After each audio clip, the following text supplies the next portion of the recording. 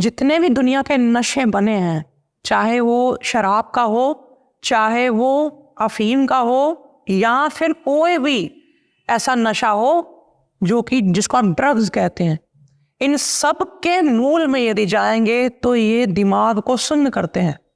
हमारे इमोशंस को, चाहे वो खुशी है, गमी है, दुख है, सुख है, उलझने हैं, या फिर किसी के प्रति हमारी कोई फीलिंग है, उसको ख़त्म करते हैं। हमारे घर में हमारे जो जिम्मेदारियां, हमारे को जो उसकी एक समझ होती है कि मेरे को ये करना है, मुझे ये घर पालना है, चलाना है, इस सब को ख़त्म करते हैं, हमारे को पत्थर बना देते हैं। और यूँ कहूँ मैं अगर कि इमोशनलेस, ये उस व्यक्ति को अट्रैक्ट करती हैं चीज़ें जो व्यक्ति अपनी ज़िंदगी से खुश नहीं है, उसको जो वो काम कर रहा है उससे सफलता नहीं मिल रही, या किसी से उसको ज़िंदगी में ठोकर लगी, बहुत ज़्यादा मन दिल टूट गया, ज़िंदगी जीना नहीं चाहता, कोई उसे बोल दे कि तू मतलब अब किसी काम का नहीं, फिर वो हीन भावना में जीने लगता है। वहीं से फिर वो ऐसे लोगों की संगत में जाने लगता है, जुड़ने लगता है, जो उसको उसकी गलतियों सहित एक्सेप्ट करने लगते हैं।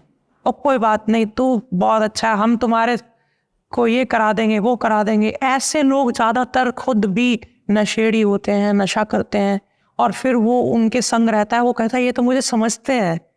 फिर वो संगत, ऐसे ही संगत हम भी जाते हैं नशे करने वाले लोगों में, लेकिन हम नशा नहीं करने लग जाते। क्यों? क्योंकि हम मानसिक रूप से स्वस्थ हैं। हमें लगता है कि हम इमोशनली, या हमारी सिंपथी जो है, हम सेल्फ सिंपैथाइज्ड है, तो उनको उनसे सिंपथी मिलती है, उनसे दिलासा मिलता है, झूठा ही सही, तो फिर उनके साथ रहते हैं, उन्हीं की आदतें उनको लग जाती। एक तो कारण ये है। दूसरा ये भी है कि दिमाग खुश्क हो जाता है। दिमाग एक बार नशा कर ले तो सुन्न होगा, उसकी खुश्की, नशे की तासीर ही ज़्यादातर खुश्क होती है। तो वो जब दिमाग खुश्क हो जाता है तभी तो इसके इमोशन ख़त्म होते हैं, तो और ज़्यादा हमें दुनिया के प्रति जो उदासीनता लगने लगती है। हमें लगता है कि कोई बात नहीं, जो होता है होता रहे। एक तरह से यूँ कह दे कि साइलेंट किलर ब्रेन को देने के लिए ये है। तो इसको समझें, इससे रिवर्स करना पड़ेगा, उसके इमोशन वापस जगाने पड़ेंगे व्यक्ति के, उसको दोबारा इमोशनल करना पड़ेगा, चाहे फिर वो बातें कर करके करें। अब काउंसलर के पास जाते हैं, किसी साइकोलॉजिस्ट के पास जाते हैं, वो भी यही करेगा, वो भी उससे विचार करेगा, बात करेगा, धीरे धीरे धीरे धीरे वहाँ तक पहुँचेगा जहाँ से वो उससे इमोशनली कनेक्ट हो। ये बहुत बहुत रिस्की काम होता है। इसमें वो व्यक्ति आपको गलत भी समझ सकता है, वो आपसे दूर भी भाग सकता है, बड़े सूझबूझ से आपको करना होता है।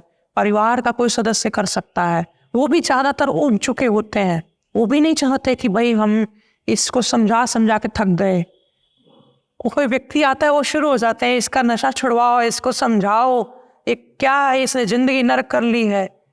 वो और ज़्यादा नेगेटिव हो जाता है कि ये मुझे नहीं समझते। समझता कौन है? जो नशा मुझे बेचते हैं, जो मेरे मित्र हैं, जो मुझे नशा करवाते हैं। कभी कभी तो मुझे मुफ्त में भी दे देते हैं, मेरी ज़रूरत है भाई, मुझे देते हैं, मैं इस परेशानी से बाहर आ जाता हूँ, तो वो फिर वो उधर और झुकने लगता है। तो एक तरह से जो परिवार वाले हैं, जो थोड़ी सूझबूझ रख सकते थे और उसको इमोशनली कनेक्ट करके, इतना इमोशनली अपने साथ कनेक्ट करके उसे नशे से बाहर ला सकते थे, वो उस चीज से चूक जाते हैं। ये है एक नशा नहीं छुड़ा पाने का कारण। दूसरी चीज, जो खुद व्यक्ति अगर नशा छोड़ना चाहता है, वो कहते हैं मुझे रास्ता तो मिले, मैं उसको बताना चाहता हूँ, वो इमोशनली अपने आप को सबसे पहले खोले, ओपन करे, लिखे कि मैं किस चीज से दुखी हूँ, जिंदगी में मैंने क्या सोचा था, क्या नहीं।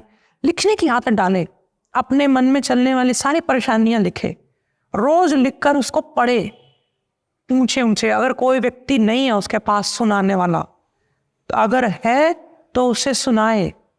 अगर आप अपने पार्टनर का, किसी व्यक्ति का, किसी रिश्तेदार का नशा से छुड़ाना चाहते हैं, अपने किसी कुलीग का, पेशेंट का, तो आप उससे पूछें, उससे लिखवाएं सारी चीज़ें। लिखने में समय लगता है, धीरे धीरे दिमाग चलता है, तेज दरार नहीं चलता। और लिखते ही लिखते वो खो जाता है, उसमें कनेक्ट हो जाता है और फिर वो पूरे मन की बातें उसमें निकाल कर लाता है। ये काम आप कर सकते हैं खुद भी, और उसके बाद उसको पढ़ करके जला दें। ऐसा बार बार ट्रीटमेंट दें अपने आप को जब मन भारी हो जाए। अब आप रोज ना लिखें इसको। कब हम खाने के लिए बैठते हैं? जब हमें भूख लगती है। कब हम पेट साफ करने के लिए जाते हैं? जब हमें आर्ज पैदा होती है। ऐसे ही जब आपको बहुत नेगेटिव लगने लगे, बहुत परेशान महसूस हो, नशा लेने का मन करे, आप लिखें। आपको पता है कि मैं रोज नशा लेता हूं, मैं हफ्ते में 2 बार लेता हूं, तो आप हफ्ते में 2 बार लिखने की आदत डालें अपनी परेशानियों को, उलझनों को। तभी तो लोग मंदिरों में जाते हैं, तभी तो लोग भगवान ढूंढते हैं कि मेरी एक सुनेगा, कोई ना सुने। चाहे मुझे जो जिंदगी में चाहिए, मुझे जो जिंदगी में करना है, एक जो है मेरे लिए वो तो है।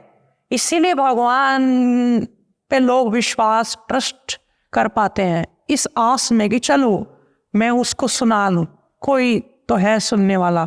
ये सारा का सारा खेल है इमोशंस का। हम कहाँ फंसे हुए हैं, किस जगह में। हमें वो व्यक्ति अगर मिल जाए जीवन में जो हमें समझता हो, हमारे साथ जुड़ करके हमारे को सपोर्ट करे, हम नशों की तरफ नहीं जा पाते। फिर नशा करता ही वही व्यक्ति है जो व्यक्ति जिसको लगता है कि अब कोई और उपाय नहीं है, अब तो मुझे जिंदगी अच्छी नहीं लगती। तो वहीं से वो जुड़ता है और वहीं से जा करके वहीं पहुंच के उसके टूटने का उस वहां से जरिया है। इसको समझें। मैं अगली वीडियो में आपको बताऊंगा कैसे आप आयुर्वेद की मदद से, आयुर्वेद के छोटे से उपचार से अपने नशे को अपने से दूर कर सकते हैं। आपकी ज़िंदगी उससे बच सकती है। फिलहाल के लिए मैं इतना कह दूं सार में कि इमोशंस को दोबारा से रिवाइव करना होगा। कम से कम उस शरीर में, उस दिमाग में जिसको पत्थर कर दिया गया है, चाहे फिर खुराक की मदद से, चाहे फिर वो काउंसलिंग की मदद से, इतना मेल्ट करना पड़ेगा कि वो वापस से स्पार्क, वापस से वो हार्मोन्स पैदा हों जो उसे ये सोचने पर मजबूर कर दे कि तुम्हें जिंदगी में और कुछ जो चाहिए वो क्या चाहिए, वो तुम्हें कैसे मिलेगा, तुम्हें कोई समझ रहा है। ऐसे कोई अगर उसके लाइफ में आपने फैक्टर्स ऐड कर दिए तो वो नशा छोड़ने की संभावनाओं में गिर जाएगा और उससे बाहर आने के लिए तैयार हो जाएगा। आज फिलहाल के लिए इतना ही। नमस्कारम। आयुर्वेद में छोटे बच्चों के लिए और बुजुर्गों के लिए कम दवाइयाँ उपलब्ध हैं, ना के बराबर।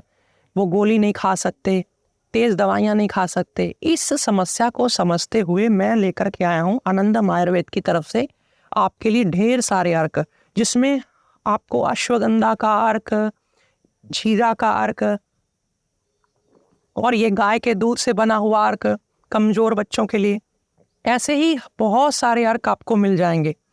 आप इसे अपने घर में रख सकते हैं। कभी भी फर्स्ट एड के तौर पे ज़रूरत पड़ने के लिए आपको ये बड़े ही अच्छे हैं, बच्चों से लेकर बुजुर्गों तक सबके लिए। और इनकी डोज यदि कम ज़्यादा भी हो जाए तो डरने की ज़रूरत नहीं होती। ये अर्क आपको संस्कृतिबाजार.com पर मिल जाएंगे।